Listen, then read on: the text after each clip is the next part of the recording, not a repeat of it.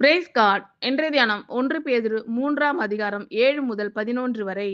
அந்தப்படி புருஷர்களே, மனைவியானவள் பலவீன பாண்டமாய் இருக்கிறபடியினால் உங்கள் ஜெபங்களுக்கு தடை வராதபடிக்கு நீங்கள் விவேகத்தோடு அவர்களுடனே வாழ்ந்து, உங்களுடனே கூட அவர்களும் நித்திய ஜீவனாகிய கிருபையை சுதந்தரித்துக் கொள்ளுகிறவர்கள் ஆனபடியினால் அவர்களுக்கு செய்ய வேண்டிய கனத்தை செய்யுங்கள்.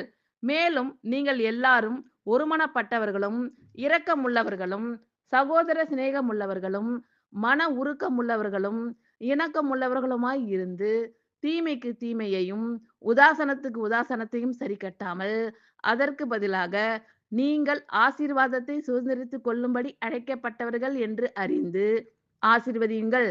ஜீவனை விரும்பி நல்ல நாட்களை காண வேண்டும் என்றிருக்கிறவன் பொல்லாப்புக்கு தன் நாவையும் கபடத்துக்கு தன் உதடுகளையும் விலக்கி காத்து பொல்லாப்பை விட்டு நீங்கி நன்மை செய்து சமாதானத்தை தேடி அதை பின்தொடர கடவன். ஆமென். Thank you Lord.